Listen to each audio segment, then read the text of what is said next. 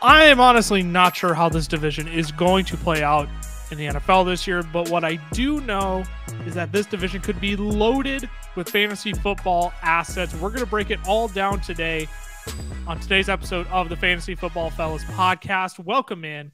My name is Lucas Wenzel, and as always, I am joined by my fellow co-hosts. How many is this in a row that we've all been on the same podcast now? 3 in a row? 4 in a row? 5 in a row? I think 6 3. in a row? Not more than 5. I think it's only 2, actually. Yeah, I think it's only 2. Man, we suck. I'm joined by Cameron Lawrence and Tyler Plath. As always, we're going to be bringing you another divisional breakdown in this episode. The NFC North. As I said, this division is loaded with fantasy assets that you're probably going to want to get your hands on this year. So let's buckle up. We're going to go on a big ride of breaking down every team and every fantasy relevant player in this division. Let's not waste any time. Let's jump on in.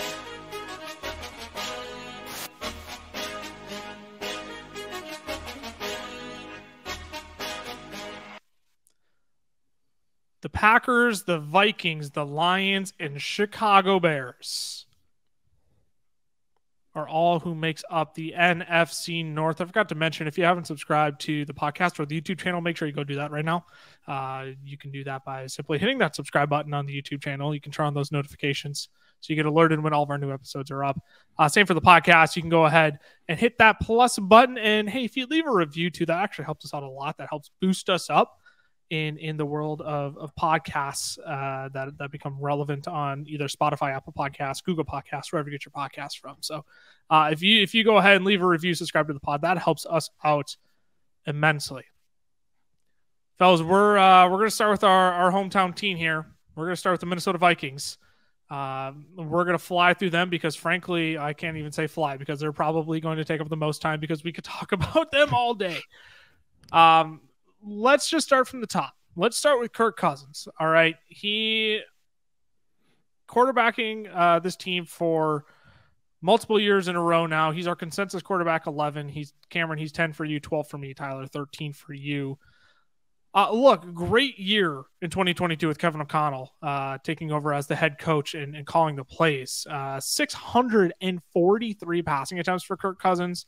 4,500 yards, nearly 30 touchdowns, 14 picks. Loses longtime favorite weapon, Adam Thielen. That being said, they bring in some youth, a field stretcher potentially, and a lot more. Jordan Addison isn't just a field stretcher. I can't limit him to that. Incredibly crafty with his routes. They bring in another talent across the field from Justin Jefferson. They're coming back with TJ Hawkinson as well. What can we expect from Kirk Cousins this year? Is Kirk Cousins just kind of stuck in this like quarterback 10 to 12 land? Because it seems like he doesn't have enough like elite talent. His rushing upside can't boost him into the like the top 7. But yet at the same time, we saw him finish as a quarterback 7 last year. So like, what is Kirk just kind of stuck in this quarterback 10 to 12 land? Because I can't put him any higher than that, and I don't see how he finishes any higher than that. Yeah, I think he is, because you look at guys who are finishing up in the top 5 who are more pocket passers than not. It's like Joe Burrow, Patrick Mahomes. And I think Kirk's going to have an amazing year, but I don't think he's throwing 5,000 yards and 40 touchdowns this season. And I think that's what you need to be top 5. He might finish quarterback 6 or 7 because of injuries and stuff like that. That's why we saw him up at quarterback 8 last year. But in terms of points per game, I do think he's going to be between kind of where we have him at 10 to 13. Yeah, totally. I mean, I look at my rankings. I've got Deshaun Watson, Daniel Jones, Tua, and Dak. Those are the next 4 quarterbacks ahead of him, and all of them have some kind of rushing ability. Maybe Tua not so much now because of his injury history, but again, like you said, Kirk just does not have any kind of running ability to his game, and because of that, he's just kind of in this purgatory of like borderline quarterback 1, but really kind of a high-end quarterback 2. I think Kirk's going to be serviceable for you most weeks. Mm-hmm. And frankly, like if you wait on a guy and you just need somebody, if you just punt on quarterback and you just need somebody on your team, I'm probably going to make just Kirk Cousins my guy from now on, just with how pass heavy this offense is going to be. I know Brian Flores came in and people are like, that defense got better. They can't be worse than the 31st ranked defense. I would beg to disagree. I think they could easily finish as the 31st ranked defense this year. Like, Brian Flores can make all the improvements he wants. He has very little talent to work with right now. Yeah. Danielle Hunter's going to be on his way out too. Like, Harrison Smith and Byron Murphy are going to be some of the only weapons on defense the Vikings really have left. Also let Eric Kendricks go this offseason. No more Patrick Peterson on the outside. Like, there's just too many talented weapons on this defense that like Brian Flores, I think, will help. But I'm not going to pretend like this Vikings defense won't be passed all over this season. For sure. So I think Kirk Cousins will be passing plenty. I think he's safely in that quarterback 10 to 12 range for fantasy football this year. A guy who's safely in a much higher tier that he'll be throwing the football to, I think we just need to get Justin Jefferson out of the way. Look, he's the wide receiver 1 for all of us. We haven't had a repeat wide receiver 1 in back-to-back years since Antonio Brown went on his incredible 4-year stretch where he was a wide receiver 1 4 years in a row. Look, 184 targets last year, 1,800 yards, only 8 touchdowns. Like, that's kind of shocking for a team that passed the ball 640 plus times last year. This might be crazy. Is there still room for Justin Jefferson to score even more fantasy points this year? I definitely think there is. Like, we looked at Cooper Kupp last year and we were saying there's no way he can get better. And through those 9 games, he was as good or if not better in different areas of his game. Justin Jefferson's going to be 24 years old. Saw a tweet today. He's younger than 7 of the rookies they've brought in. He's younger than 7 rookies they've brought in, and he's already probably the best wide receiver in the NFL. So he can definitely get better. Kevin O'Connell's only going to look to him more after the success they saw last season. So, yeah, and like you said, there's only been 1 repeat. But when you take Jefferson, it's as close to a guarantee, as long as he's healthy, of a top 3 wide receiver. And the only reason he wouldn't be wide receiver 1 is because 2 guys could possibly have just even greater seasons, but I don't think he could takes a step back. Who are legitimately the people that could challenge him for number 1 this year? Jamar Chase. I think we all agree on that. He's our consensus wide receiver 2. Would you throw Cooper Kupp in there? Yeah, I do. Tyreek Hill? I think Hill could challenge him, but I think he could. More of a longer shot, just because the Waddle is there. Yeah, I agree. I mean, is that where the list stops, though? Like, I don't think A.J. Brown can. I don't think C.D. Lamb can.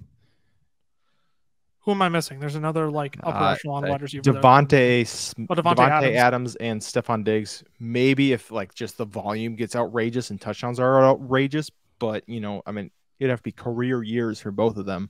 And they've had pretty great careers so far. Yeah, I think it comes down to, do you think Justin Jefferson, Jamar Chase, or Cooper Kupp is the wide receiver 1 this year? And I don't trust Matthew Stafford. I think Jamar Chase will legit make a challenge. 190 target pace last year. I'm sure you guys talked about that on last week's episode. Yes. I mean, he's a wide receiver 1. If you pick him first overall, you're getting as close to a guarantee thing as you can get, barring any injuries, which obviously we can't predict. For sure. So is there anything you wanted to jump in there and add? No, we covered it. Now across the field, they drafted another weapon, Jordan Addison. Selected him at the end of the first round with their pick. He's our consensus wide receiver 36. 30. He's 29 for Cameron, 30 for me. Ty, 43 for you. Have you made updates to the Vikings projections since they moved on from Dalvin Cook? We'll talk a little bit more about that momentarily, but that seems low. I'm just tracking that you're a little bit lower than Cameron and I. And by a little bit, I mean 13 spots. Yeah, a little bit. I probably didn't do an exact kind of, we've lost this amount of targets to Dalvin Cook and that needs to go to somebody. But I think my concern with Jordan Addison, I was talking to Cameron about this, off air, but I don't really trust the coaching staff to just kind of throw him in right away. And in my opinion, and I think we would all share the same opinion, that Addison can be thrown into the pit right away. Like, he can produce right away. And Kevin O'Connell, if you watch the draft video for the Vikings, Kevin O'Connell is literally saying to himself, this is a day 1 starter, right? I know that a safety is a different position than a receiver, but the Vikings literally started combining him over Lewis Cine after taking Lewis Cine in the first round. So I wonder if like the coaching staff just has a policy where first round talent and rookies in general may not get as much playing time right away as they just kind of grow into the speed of the game and the playbook and all that kind of stuff. So maybe that's part of the reason why I've got him down at 43. But look, there is no doubt of talent in my book when it comes to Jordan Addison. Can my pushback be that's just probably Ed Donatel being a dummy head? Well, I wonder, yeah. I wonder how much of that is Ed Donatel. Yeah. I'm interested to see, what Brian Flores does with the abundance of talent that we took in the draft last year with Lewis Cine and Andrew Booth hopefully being back healthy. But a part of me is just like Ed Donatel, after seeing what he ran on defense last year, just not being willing to adjust. Part of me wonders if just like that's just incompetency there. But he's a much better defensive coordinator than I could ever be. Don't get me wrong, but part of me wonders if that's the case. But I don't know why you let Adam Thielen walk. I understand he didn't want to restructure his deal. I understand that's part of it. I don't know how you take Addison in the first round and you don't slot him in right away on the outside. Let KJ Osborne play the slot, move inside and out with Justin Jefferson. That seems like the logical thing to do. Mm-hmm. But yeah. I don't know. Maybe, he has to earn his spot probably, but who else is he competing against? Jalen Naylor, Jalen Reagor, who Kevin O'Connell probably doesn't even want on the team anymore after the blunders he had last year. I just don't know who they're seriously going to start other than KJ Osborne over him. And I can't imagine they're going to start Jalen Naylor or Jalen Reagor over Jordan Addison in any sort of formation. Yeah, I think it's just being cautious and understanding that it's not going to be an exact one-to-one swap of Thielen ran second most amount of routes in the NFL last season. So that means Addison is going to run the second round most amount of routes. I think that's, I don't want to put words in your mouth, Ty, but I think that's kind of where you're coming from of KJ Osborne's going to take some of those as well. And so maybe it's just not, we could see him, we feel like he probably should be doing that, but maybe not in his first year in the league. Well, and I wouldn't expect that out of Jordan Addison either. If Jordan Addison is top 10 in routes run this year, I'm selling quite a bit in Dynasty to get him. That'd be incredible. Let's keep it moving here, though. Pass catcher the Vikings acquired near the trade deadline last year. TJ Hawkinson, tight end 3 across the board from us. 129 targets last year, 86 receptions for 914 yards and 6 touchdowns. He was third in air yards amongst tight ends, third in red zone targets as well. Look, I think we all like TJ Hawkinson to see another healthy dose of targets this year. He was 5th in target share amongst tight ends last year as well. This is just a volume play for TJ Hawkinson, right? Because he was not efficient in terms of yards per reception with the Vikings last year. I want to say he was sub 9 for sure. I want to say he was sitting right around 8.5 yards of reception last year with the Vikings. Yeah, I don't know what the Vikings set was. He was at 10.6 for the entire year, but obviously, like you're saying, he was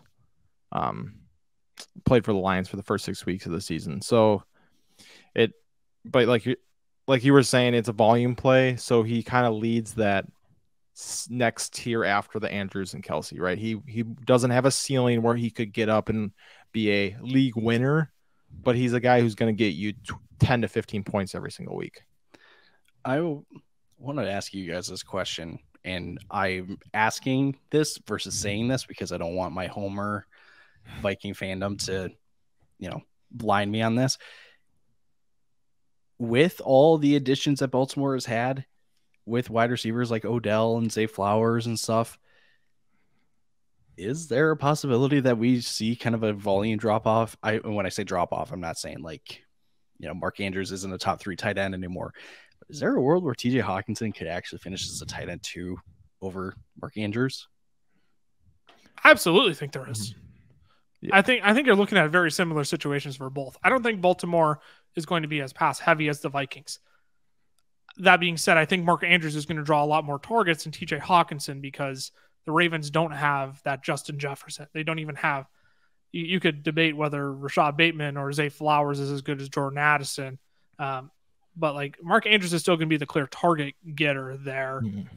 That being said, though, like the Ravens will have an uptick in their passing attack. They're going to run more plays this year. That's what it comes down to. I hear people continuously saying, "Oh, they're going to throw the ball more this year." They're going to run the ball more too. Yeah. I firmly, maybe not more. I think they're going to run the ball relatively the same amount, but add more passing attempts because they're going to have more tempo to this offense. They're not going to play at the second slowest pace like they did last year. Yep. Tom Monken isn't going to have that. So I think the passing volume is going to go up for Mark Andrews, but I don't think they're going to throw as much as the Minnesota Vikings do, who are going to be, pass heavy till they die this year, basically. So, I mean, we could be looking at a season where TJ Hawkinson, I think he could absolutely outproduce Mark Andrews. I think it'll be like really close, though. I don't think it's like a big changing of the guard. Mm-hmm. It would be like a sub Andrews over Kelsey in what was that 2020, where Andrews was a tight, or 2021, where Andrews was a tight end 1 and Kelsey was a tight end 2.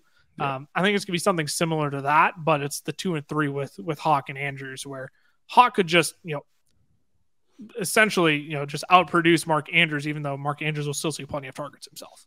Yeah, I think the difference is I put Andrews skill wise closer to a tier, or in the same type of tier as like a Kittle and Pitts skill wise on the field, where I think they have the potential, if things go right, where they could average 15 plus fantasy points a game, right, or flirt with that. But obviously Kittle and Pitts are not in situations where they could do that. I'm just saying like skill wise, whereas I don't think TJ Hawkinson skill wise as a tight end and as a receiver is quite in that tier where he gives you the same upside as Andrews, but the floor is relatively similar, where like Lucas is saying TJ Hawkinson could finish above Andrews. I mean, and so as I go back and look at my ranks now, like here's what I'll say. I have Andrews ranked a healthy 50 points ahead of TJ Hawkinson this year. And that's just on efficiency. I don't think TJ Hawkinson is going to receive like downfield targets like Mark Andrews will in the Baltimore Ravens offense. I have Hawkinson statted out for 8.5 yards of reception, and Mark Andrews statted out for 12 yards of reception. I have Andrews statted out for 13 more targets, but I only have him with 2 more receptions than TJ Hawkinson because I think those targets are going to be more volatile, or the receptions are going to be more volatile. So, like, there's opportunity there. I have a touchdown discrepancy between the two. Like, I think just because Andrews is the one, I'm not ready to like go out and say like, yeah, like it's totally possible. Is there a world where it happens? Oh yeah, I do think so. For sure. Last one we need to touch on here. We need to keep things moving as we're already 15 minutes in. Alexander Mattison is now the running back 1 for the Minnesota Vikings. The Vikings informed Dalvin Cook of his pending release later last week. Last Thursday. Thank you. So look, Alexander Mattison is now the lead back. He's been incredible without Dalvin Cook. He's averaged right around 17 fantasy points per game without Dalvin Cook. 20 touches in 5 out of 6 games with Cook, 18.6 fantasy points per game. Sorry, I misquoted that number. So he's had at least 20 touches in 5 out of 6 games without Cook, and in those games he's averaged 18.6 fantasy points per game. So you look at Dalvin Cook's numbers, 264 total last year, 1,100 yards, nearly 1,200 yards, 8 touchdowns, 55 targets for Dalvin as well. I don't think Alexander Mattison is as good as Dalvin Cook. I think that's what this comes down to for me. Like, he's my running back 20. I'm shockingly the highest on him out of the 3 of us. Ty, you have him at 25. Kim, you have him at 31. I'm just gonna ask, what's up with that? I think so. Here's what I did. Alexander Mattison is statted out for 238 carries in my book. I'm probably going to come down on receptions on him. So he's probably going to end up being closer to 25 than 20 for me. But here's what I'll ask. This is what I figured out. Why isn't this just a 1-for-1 swap with Dalvin Cook? We know the talent isn't going to be the same. That's why it's not. But I think a lot of people are just going to make this a 1-for-1 swap. Therefore, Alexander Mattison is a top 15 back this year. Why is it not that? I think it really just comes down to the talent, right? You're going to put him on the field. I have him set up for barely hitting 200 rush attempts because I think when you take that step down in tier of running back, you're going to use Ty Chandler, Dwayne McBride more than what they use Alexander Mattison with Dalvin Cook, right? Mattison has seen an extreme dip in efficiency both the last 2 years. I don't even think he's averaged 4 yards per carry. And so over the long stretch, right, for a team that wants explosive plays, I think they're going to, at least in my projection, try and just switch it up of maybe Mattison isn't taking as much targets. They're giving that to Ty Chandler. He's not taking as much rush attempts are given to Dwayne McBride. So that for me is why it can't be a 1-for-1. I think for me, everyone will look at the stats that Madison has, with Dalvin Cook out. Those are all in games in a very different system than what the Vikings are going with right now. Not to say that Madison can't handle a workload like that. Like Kevin O'Connell has already come out and said, like, he can be a 3-down back for us if we want him to. But history just kind of says that, wherever O'Connell has been, it's been a bit of a committee when it comes to a backfield, right? So it's not, I don't think it's a 1-for-1, right? A complete, here's Cook's workload over for Madison, but I think we'll see a bit of Ty Chandler. I think we'll see a bit of Dwayne McBride. We'll see a bit of Kene and Nwangu this year as well. I think, it's not going to be a ton to work into Madison's, volume, but I think it'll be enough that it kind of keeps Madison just outside of the top 25 or top 20, I should say. Yeah, outside of the top 20. Yeah, like I said, I think I'm going to end up bringing Madison down a bit again. I have him for 238. Those targets have got to come down to my projections, though. I basically swapped him in pretty close for the same as Dalvin Cook, and I don't think that's going to be the case for Madison, though I do think he's probably the best receiving back on this team. Let's take a quick break, and then we'll break down the other 3 teams in the division.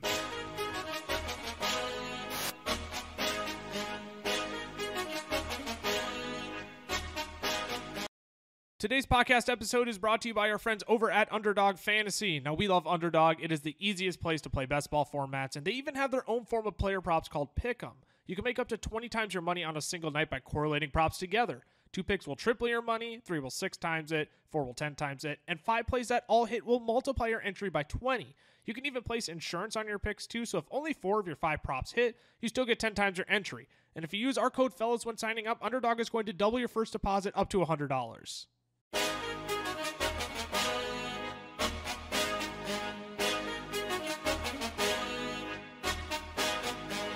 Alrighty, we are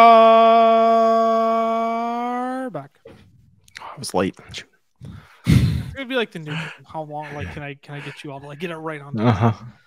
We're gonna break down the next 3 teams in the division. Lickety split. The Detroit Lions are next. I want to start with the guy who I think is probably going to be the most fantasy relevant on this team, and that is Amon-Ra St. Brown. Obviously, he had his massive stretch at the end of 2021, excuse me.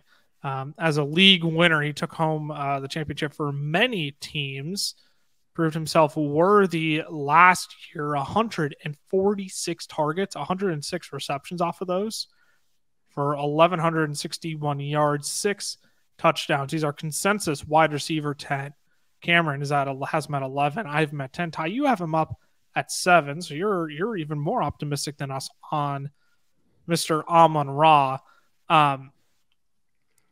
He's steady and consistent, and the best part is the Lions have done nothing to give us any reason to doubt him in 2023. Jahmyr Gibbs is there, yeah, but DeAndre Swift was last year too. Jameson Williams, guess what? He's gone for another 6 games this year, and they did nothing to replace the likes of even DJ Chark, who was across the field from him. So, is Amon-Ra, he's got to be one of the safer top 10 picks, top 10 wide receivers you can take. I'm not crazy for saying that, right? He feels so incredibly safe. I know what I'm getting. Yeah, I think, you look at the top 10 wide receivers, all of them have 7+ touchdowns. Amon-Ra's the only guy at 6, and the reason he's there is because his PPR value is so insane, right? 106 receptions, but he only has 146 targets. Like, his catch rate is insanely high, which is exactly what you want to see. He's in an offense that wants to continually push the ball down, or just move the ball. I shouldn't even say push the ball, because he's not a guy who is going to get you huge plays all of the time, but he will help you move the ball. And so, yeah, I mean, the volume's going to be there. They haven't done anything to change it except that Gibbs, but I don't think Gibbs is going to steal too many from Amon-Ra. So, yeah, I'd feel pretty good about drafting Amon-Ra. No, he's just got a floor that you want in a top 10 wide receiver, to the point where he is going at the end of round 1 in best ball drafts and stuff.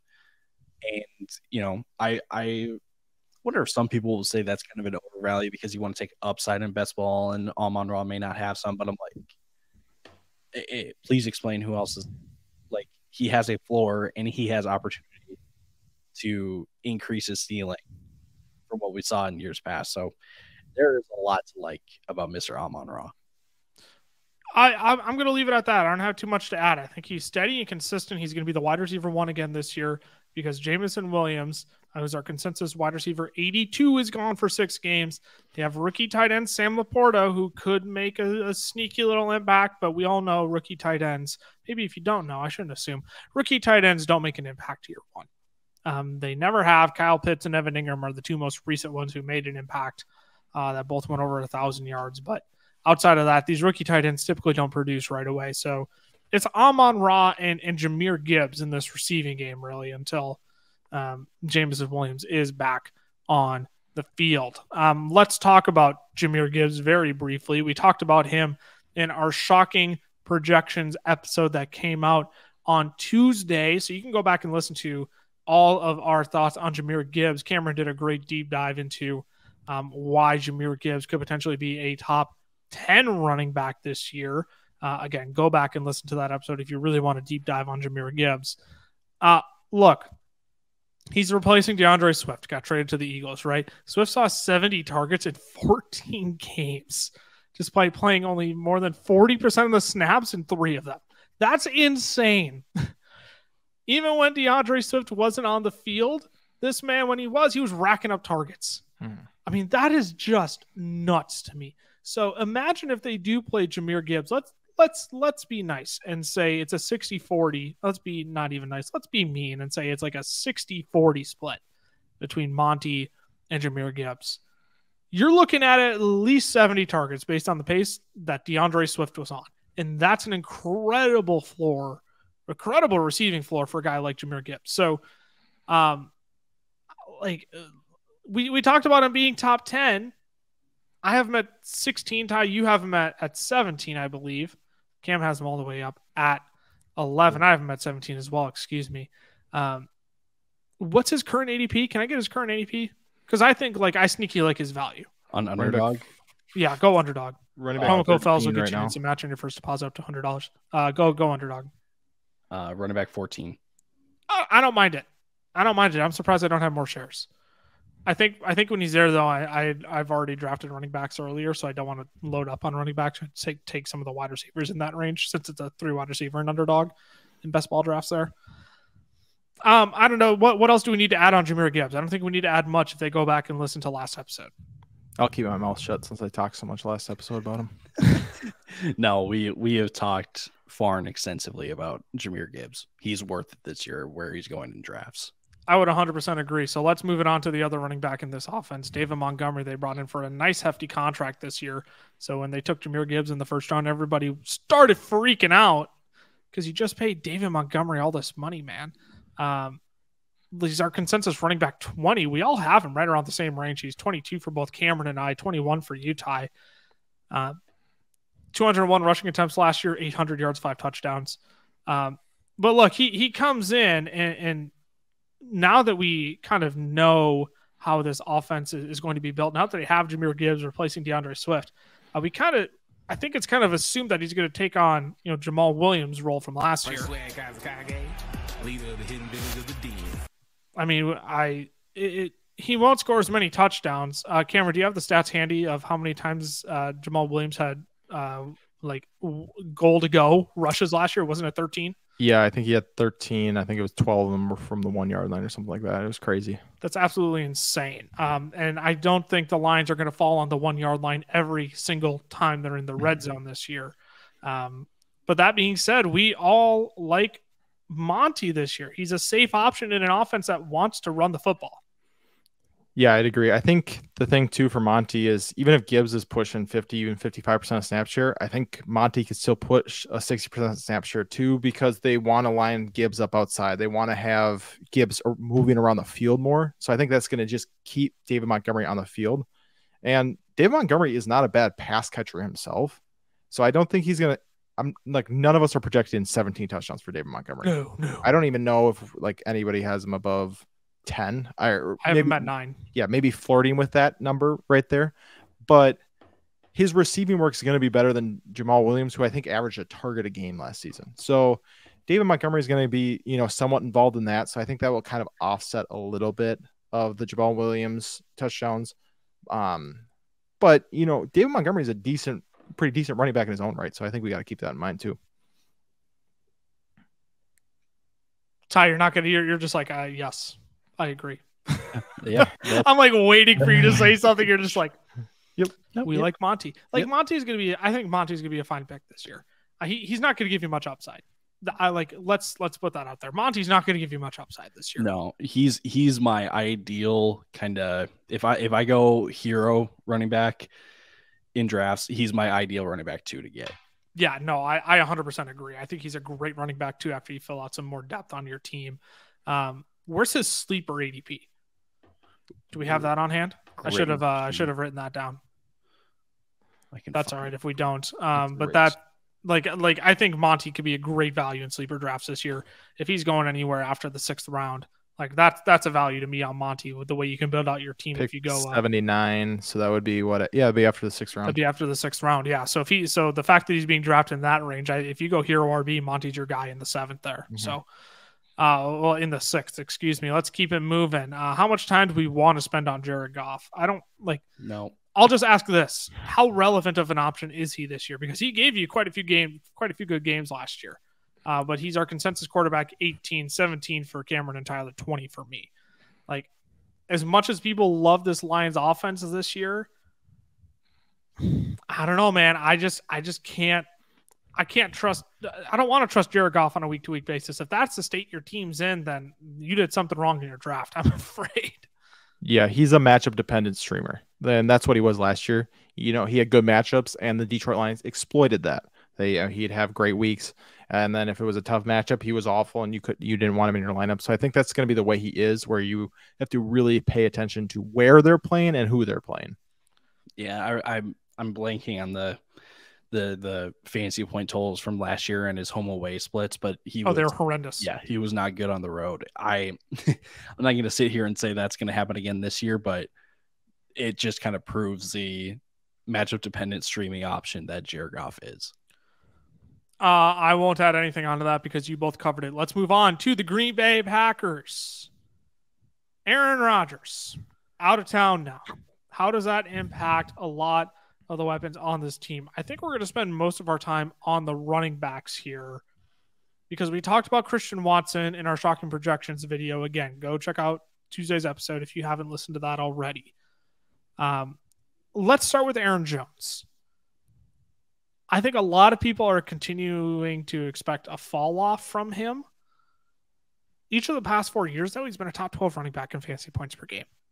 And guess where we have him ranked this year?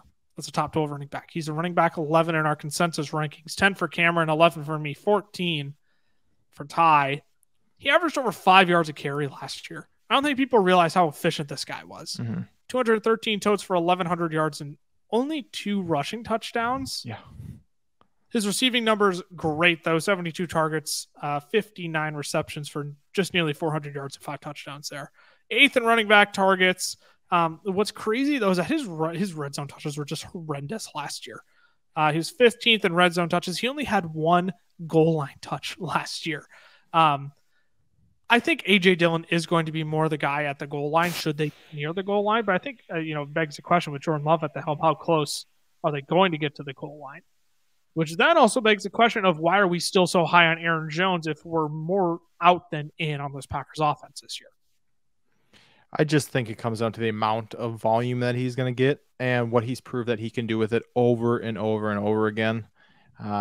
We've seen him finish as high as running back 2. We've seen him put up 16 touchdowns in a season. We've seen him push 80 targets in a season. We've seen him take over 230 attempts in a season, right? He's proved that he can do it all in so many different ways that I think in this offense, they're going to have to rely on him just because, Jordan Love's just not going to be able to get it done on his own. Yeah, he is going to be a volume play this year. And I think the reason why I've got him outside of my top 12 is just touchdowns. It's just avoided him.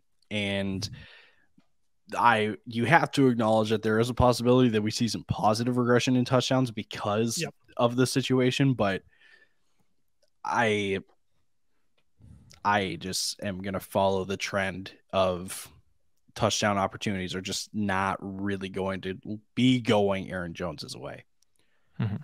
I just have a hard time believing that Aaron Jones only scores 7 total touchdowns this year. I just find such a hard time believing that. If he gets to 10, that's fine. If he scores 5 and 5, that's fine. I just don't think he only scores 7 touchdowns. Like, that number has to correct at some point. Now, it might not be this year, right? With Jordan Love at the helm, it might not. But with the volume he's going to get in the receiving game, again, he's like, I don't think Aaron Jones's days of being an upside running back are gone. I don't think he's an upside running back anymore. I think he's a running back who will probably give you somewhere between a running back 8 and the running back 15. Probably. That's actually a lie. I can't even say that because Aaron Jones's consistency was awful last year, was it not? It was all, yeah, it was bad. So that's what I'm also. Yes. So that's what I'm also afraid of with Aaron Jones. I think we'll get a few massive games from him, but at the same time, like, to help Jordan Love out, like, why not just check down to Aaron Jones more times than not? I think he's going to have a receiving floor. I don't know if I want to think about the touchdowns. I'm retracting my previous statements as I'm continually talking here. I'm fine with him as my running back 11. I don't know if I'm going to have too many shares of him, though. I guess in best ball because he's going as a running back 16. I'm fine with taking him there. Yeah, for sure. A.J. Dillon is the other running back in the backfield here. We didn't really even talk about competition-wise.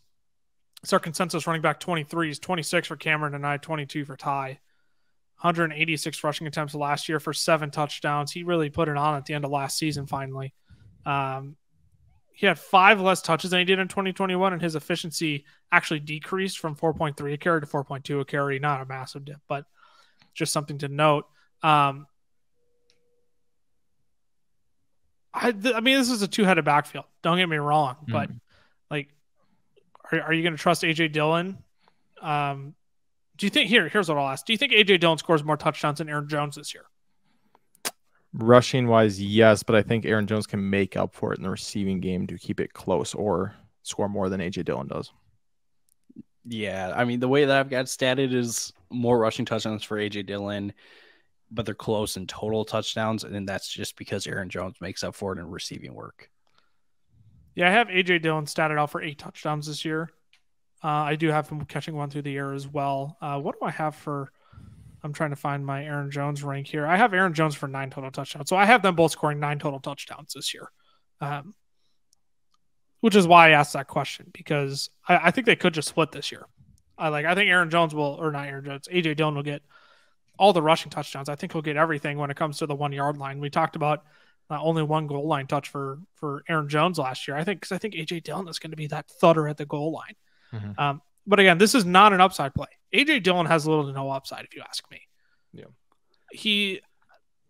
I trust Monty a whole lot more than him. I think more times than not, A.J. Dillon's going to give you a finish outside of the top 30 weeks. But at the same time, I think A.J. Dillon could sneaky find his way into being just like a semi-relevant RB2, because after the RB probably 15 to 20, somewhere in that range, it's just going to get ugly at running back quick. For sure. Anybody want to say anything on Jayden Reed or Jordan Love? I would stay away in 1 QB leagues, and I would stay away in 2 QB leagues. So that's how I feel. Yeah, don't put yourself through that kind of headache of like, oh, I've got to play Jordan Love. Just stay away from it. And we talked about Christian Watson already. Look, I'll just briefly go through the consensus ranks again. Cameron is very out. He's our consensus wide receiver 28. Cameron has him at 40, though. I have him at 26. Ty has him at 22. Just as a refresher, his 17-game pace from weeks 10 to 18, 108 receptions, 108 targets, 66 receptions, 1,100 yards, and 15 touchdowns. That's not going to repeat itself, but he's an upside play. He's an upside play, and he's a wide receiver 1 in this offense. You can decide what you want to do with Christian Watson. I think more people are going to be out than in on his ADP this year, though. He's going wide receiver 20 in best ball. I'm personally avoiding that, even though I'm like fairly close to ADP. I don't think I want to have to trust Christian Watson at that price, though. Christian Watson feels like a guy where if I can draft him at a value, I will, but you're not going to be able to get him at a value. That's how I feel. Yeah, I think he's got some good spike weeks. Also, I want to give Lucas credit there. I typed his stats into the doc, and in maybe the worst and most confusing way possible, and Lucas still read them fairly well. I have yards in like 7 different spots, and yeah, so it just is gross. So congratulations, Lucas, on making it through my minefield. I'm not even wearing my glasses. I'm really proud of myself. Am I old? Let's move on. Last team in this division, the Chicago Bears. Where do we want to begin? Do we want to begin with the addition of DJ Moore? I'm fine with it. Let's start with DJ Moore. No, I lied. Let's start with Justin Fields. He's the hot name. Quick poll. Is Justin Fields a good NFL quarterback? Yes or no? No, but I'm growing on him, but I still say no. No. Yeah, I'll give you a no but. Mm-hmm. No but, because I think there's room to improve. Yeah. If we thought Jalen Hurts wasn't a good NFL quarterback last year, I think Justin Fields could be a good NFL quarterback. That's true. Is that too hot of a take? No, I mean, I think it's just like his QBR was coming up all throughout last year. He had no weapons, so he could be a decent QB. It's just, I don't know. I just don't know if I've seen enough to truly believe it. Say it again one more time. If we previously thought Jalen Hurts was a bad quarterback, can Justin Fields actually be a good NFL quarterback? Personally, no, because I've always liked Jalen Hurts, and I've always known that he's a better passer than people gave him credit for when he was coming out of college. That's the thing about Justin Fields, though. Like, we knew he could be a good passer coming out of college. Yeah. And then he just isn't. Like, I think there's still room for him to improve on that. Yeah. No, I definitely think he can improve. I mean, his passing stats last year were crazy low. So, I mean, there is nowhere to go up from a passing perspective. Here, this is my answer. Can Justin Fields be good at passing? Yeah, of course he can. Of course he can. He showed us he can be. Have we seen it yet to validate an opinion that he's actually a good NFL quarterback? No, because you're going off of assumption. Mm-hmm. You're purely going off of assumption that he's going to be a good passing quarterback. So the people who are like going to hear us talk about his rushing stats or whatever, they're going to say, yeah, but he sucks at throwing. Yeah, he does right now until he shows us he isn't, like Jalen Hurts did last year. Jalen Hurts' passing metrics were just putrid in 2021. They were not good. Now you look at him last year and he was top 3 across the league in multiple metrics, right? Like it can improve. And it starts with multiple additions. But let's talk about Fields from a fantasy perspective instead. Almost tight end, quarterback 7 consensus across the board. 7 for Cameron, 7 for me, 6 for Ty. Look, 318 passing attempts. They didn't want Justin Fields throwing the football last year. 160 rushing attempts. They only gave. He had over double, not double. He had over half as many rushing attempts as he did passing attempts last year, which is insane. I think I said that correctly. What I'm trying to say is that if you multiply 160 by 2, you would have more passing attempts than he had rushing attempts. Oh my God. I'm going to move on. I'm bobbling my way through this. Holy crap. Look,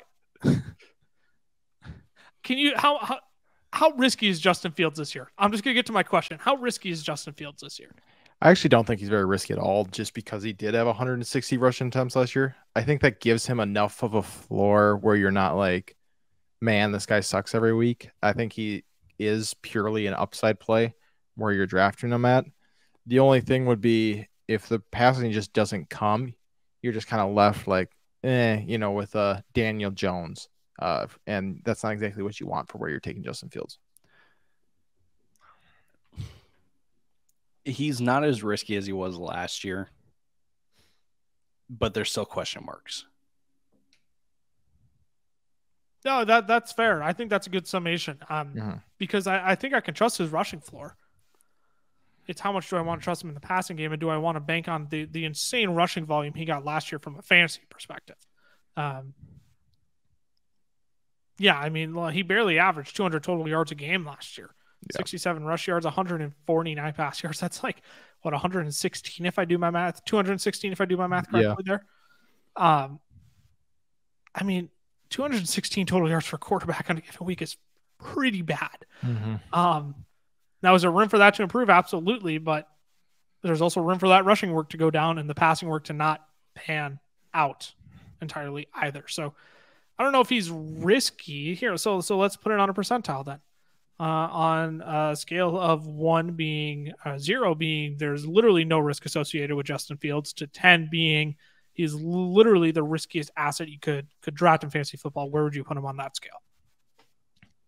I'd probably say well, the thing is, like, when you factor in value, I probably put him at probably about a 5, right in the middle is where I think, if you could take him later, then I think he's lower down just because of his rushing upside, like I said, but I give him a 5. I'll probably go 6. 5.5. Just because I want to be fun. Look at that. Look at that. Look at us. But I think you both nailed it. I think he's in the 5 to 6 range. I don't think he's below a 5 because there is a chance like the floor just falls out from underneath him. Yeah. At the same time, though, he has the upside to potentially be, a top 5 quarterback this year. Oh, for sure. So like that risk reward payoff, I think is going to be worth it. But you're getting him right around the quarterback 7 right now, and I'm perfectly okay with where he's being drafted. Yep. He added DJ Moore. Hopefully he can improve his passing attack this year. He's our consensus wide receiver 25, 24 for Cameron, 28 for me, 25 for you, Ty.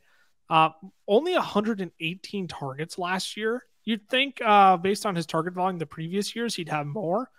No, that's like actually not career low, but his lowest in, I believe, 3 years, if I'm not mistaken. 63 receptions on those targets, 888 yards, while a lot of 8s there, 7 receiving touchdowns. He finally had those touchdowns come to him, but crap, he couldn't get the volume that he was getting in previous years to really boost him inside of the top 20. 4th in deep targets last year, 12th in target share, 1st in weighted opportunity. Now, if you're not familiar with weighted opportunity, we pulled that number off of Matthew Berry's Fantasy Life site there. Weighted opportunity takes 1.5 times the target share, and it adds it to multiplying the share of team air yards by 0.07. So essentially what you're getting with weighted opportunity is balancing like the sheer number of targets a player gets and rewarding that, and retracting the volatility of the targets they get. So for instance, a guy like Christian Watson is probably going to have a real crappy weighted opportunity because his percent of the team's air yards is probably actually pretty high, but it's not as rewarding because his target share was so minimal last year, sure. Right? Just to use someone different than DJ Moore, but DJ Moore, obviously an insane target share last year, an insane air yard share if he was 1st in deep targets last year. How much does DJ Moore actually help Justin Fields, and what's our hesitancy with DJ Moore here? Because they cooked up this recipe for success, right? We saw Josh Allen's and Stephon Diggs. We saw A.J. Brown, Jalen Hurts, right? It's all these 3rd-year, get him an elite wide receiver moves. And some people are like, oh, DJ Moore is no A.J. Brown. I would also say A.J. Brown was not who he is prior to the Philadelphia Eagles. I think we all had optimism for him, but we didn't know DJ Moore. We didn't know A.J. Brown could be that good going into Philly. Now, I'm not going to sit here and tell you that DJ Moore has top 10 upside either, but I think there's a little bit of recency bias for people like, oh, A.J. Brown was always that guy. I'm like, yeah, he was good, but I don't know how many people were actually pounding the table for him in Tennessee to be, a top 10 wide receiver lock. That being said, so let me get back to my question. I rambled off a little bit there. What actually is the ceiling for DJ Moore? I think he's a guy who could probably flirt with top 15. I view him similar to Jerry Jeudy as far as ceiling goes this year. I think Judy's going to be in a better passing offense, but is going to have more target competition, where DJ Moore will be in a worse passing offense with less target competition. So that's kind of where I see their ceilings at. And then as far as how much is he helping, I think he helps Justin Fields for fantasy more than Fields helps him for fantasy. I think Fields is going to be kind of a lateral movement from what he's seen in Carolina, whereas he's a huge upgrade from the weapons that Justin Fields had last season. I think it depends on what kind of receiver you think DJ Moore is. Because in Carolina, he was a deep threat. He was 4th in deep targets last year. Like, he was utilized down the field. Does Chicago use him the same way? I would argue that you've already got a deep threat in Darnell Mooney. So yes, I can't have him crack. Like, I don't see a world where he cracks top 15. That's just me weighing in.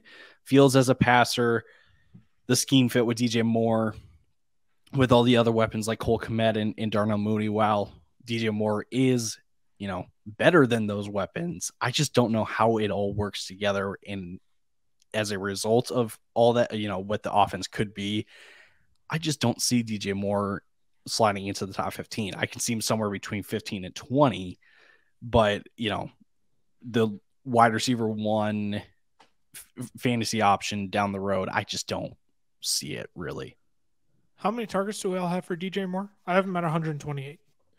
I have him at 147. I've got him at 147 too, and I'm looking at it, and that needs to be changed. So what do you all? My goodness, how am I still lower than both of you when you have insane volume for him? I got about 5 touchdowns. I have him at 6. 5. Let's see. He is right in a clump of guys. Mike Williams at 18 down to DJ Moore at 22 are all within 8 points for me. So I think that has that makes sense. Big thing to do with it. Yeah, I have a bunch of guys basically from 22 to 28. I have all within 10 points. Yeah. So I think that's a big part of it. Yeah, same here. We won't be, but Cameron, I think your point sums it up perfectly. I think DJ Moore helps Justin Fields more than Justin Fields helps DJ Moore. Yeah. And that's what the relationship is going to be in fantasy football this year. I don't think you're going to get massive improvements from DJ Moore, but you could get improvements from Justin Fields. Mm-hmm. So Fields is a more beneficial asset there than DJ Moore is what it comes down to. Yeah. Ty, you touched on Darnell Mooney. Is he a guy you just like? Is he a late round flyer at this point? I don't want to sit and talk about Darnell Mooney, but late round flyer, is that fair? He's our consensus wide receiver 58.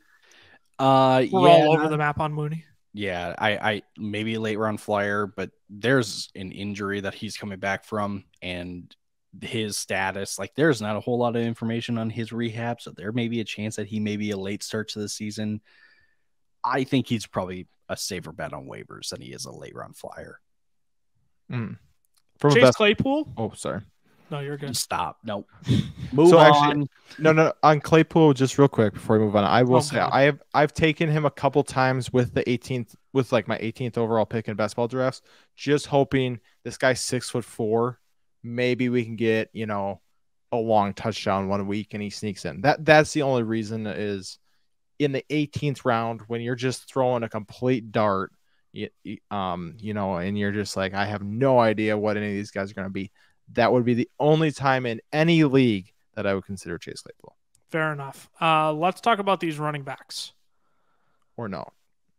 Or not? No, you don't want to talk about the running backs? Here, let's do this. Let's do this. Here's how we're going to handle this. Who do you think is going to be who do you think is going to be the lead back in this backfield by the end of the year? You have Khalil Herbert, who's been the incumbent guy there. You have Deonta Foreman, who was added in free agency by the team, but then they went out and drafted Roschon Johnson back up to Bijan Robinson in college. So if you had to pick one of these guys to lead the backfield at the end of the year, who is it going to be? And that's what we'll leave it at, because, again, I don't want to do a deep dive into these running backs, really. Yeah, I think it's going to be Roschon Johnson by the end of the year, just because Khalil Herbert didn't come in with this regime, and Deonta Foreman did not sign for a lot of money, just coming off of free agency. So I'm going to take Roschon just because of the draft capital with this new regime.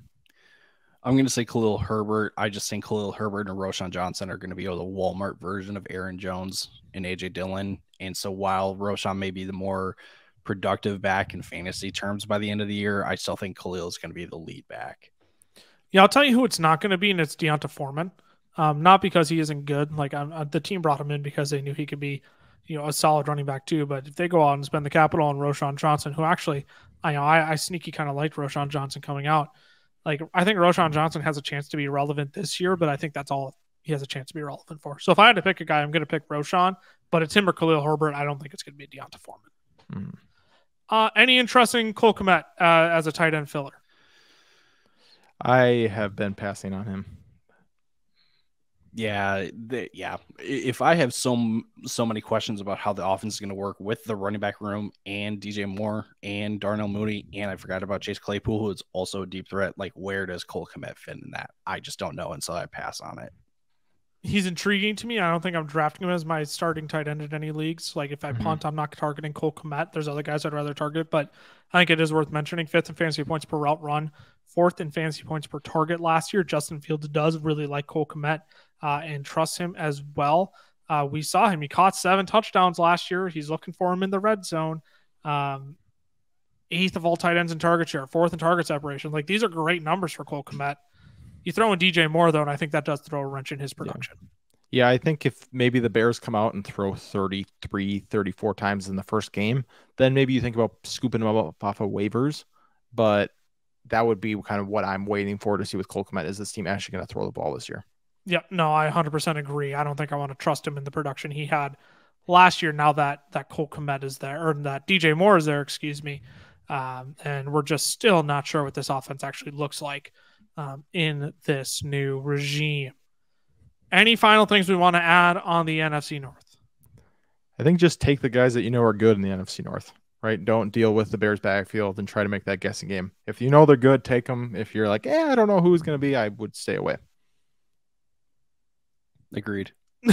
Agreed. Skol Vikes. That will wrap up another episode of the Fantasy Football Fellas podcast. Again, if you're not subscribed to the podcast, make sure you do that. You can hit that subscribe button on YouTube, turn on those notifications so you know when we put up new videos every single day. The podcast, all you got to do is hit that plus button on Apple Podcasts, man. If you're on Spotify, add it to your playlist as well. If you want to leave a review, that helps us out immensely. We thank you all for the support that you do give us. FF Fellas on Twitter, the FF Fellas on Instagram, Fantasy Football Fellas on TikTok. Over 213K there, and 13K on Facebook 14. As well. 14K on Facebook. We're making a nice little run over there. Yes, so if you're the kind of person who hates every other social media, but you keep up with your family on Facebook and you still want to follow more of our content over there, Facebook's the place for you. We're at 14K over there. We've been on a nice little run over there recently. Yes, we have. Make sure you go follow us on all of our other channels as well. That wraps up another episode of the Fantasy Football Fellas podcast. We will see you all next week as we do some underdog values in their drafts. We'll break down another AFC team next week. We will see you all then. Deuces.